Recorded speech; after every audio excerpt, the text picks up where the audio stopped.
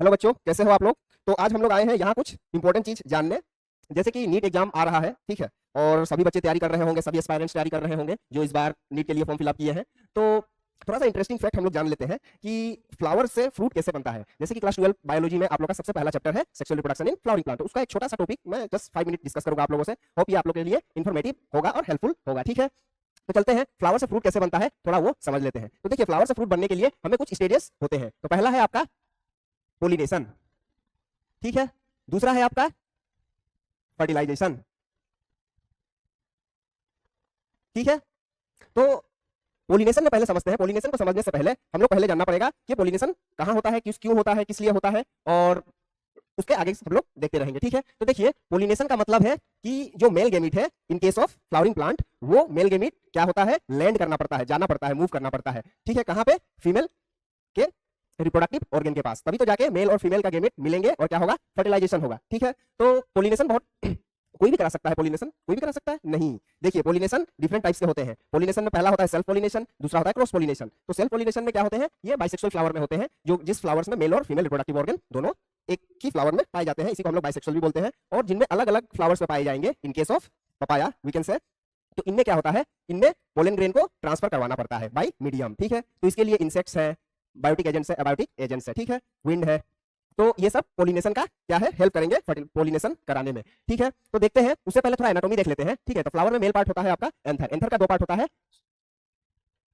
Sorry बच्चों, flower में stamen जो होता है मेल पार्ट होता है, उसका दो पार्ट होता है, एंथर और फिलामेंट, ठीक है। तो यही एंथर में क्या होता है, आपका पोलन ग्रेन बनते हैं, ठीक है, by the help of meiosis, ठीक है। तो मेयोसिस से पोलन ग्रेन बन गए। अब यही pollen grain through pollination, by the help of pollination, ये कहां होगा, आपका लैंड करेगा by the help of abiotic and और इतने भी बायोटिक और एबायोटिक एजेंट्स, वो लैंड करेंगे कहां, आपके स्टिग्मा पे, ठीक है। जब स्टिग्मा क्या है, आपका फीमेल रिप्रोडक्टिव ऑर्गन है फ्लावर में, तो इस फीमेल रिप्रोडक्टिव ऑर्गन में क्या होता है, आपका जब लैंड करेगा पोलन ग्रेन, पोलिनेशन हो जाएगा, तो वो पोलन ग्रेन क्या करेगा, जर्मिनेट करेगा पोलन ट्यूब को। पोलन ट्यूब को जब जर्मिनेट करेगा तो वो पोलन ट्यूब क्या करेगा, ग्रो करके कहां तक जाएगा, ओवेरी तक।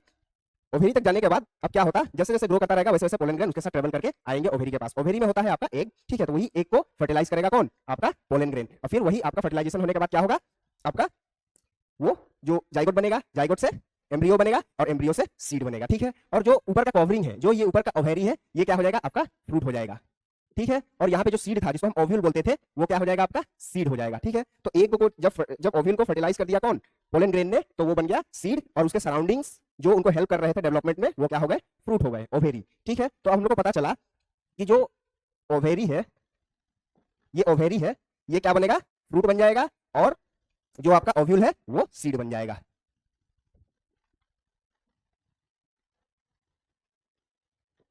ठीक है।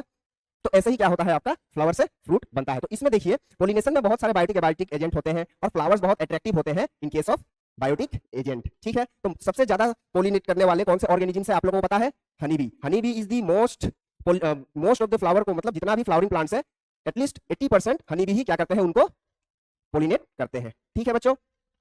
अब देखते हैं हम लोग थोड़ा सेल्फ इनकम्पेटिबिलिटी। अब ऐसा नहीं कि फर्टिलाइजेशन हर केस में हो जाएगा, कोई भी आपका एंथर से आएगा क्या, पोलन ग्रेन, और लैंड करेगा और फर्टिलाइजेशन हो गया। उसमें एक कंपेटिबिलिटी होता है और नॉन कंपेटिबिलिटी, सेल्फ कंपेटिबिलिटी होता है, ठीक है। तो सेल्फ कंपेटिबिलिटी का मतलब ये है कि जो स्पीसीज का पोलन ग्रेन आया है, वो उसी स्पीसीज के फ्लावर को ही फर्टिलाइज करेगा। ऐसा नहीं कि रोज का पोलन ग्रेन डालिया को फर्टिलाइज कर पाएगा, ठीक है। तो ये सेल्फ कंपेटिबिलिटी बहुत मायने रखता है, ठीक है।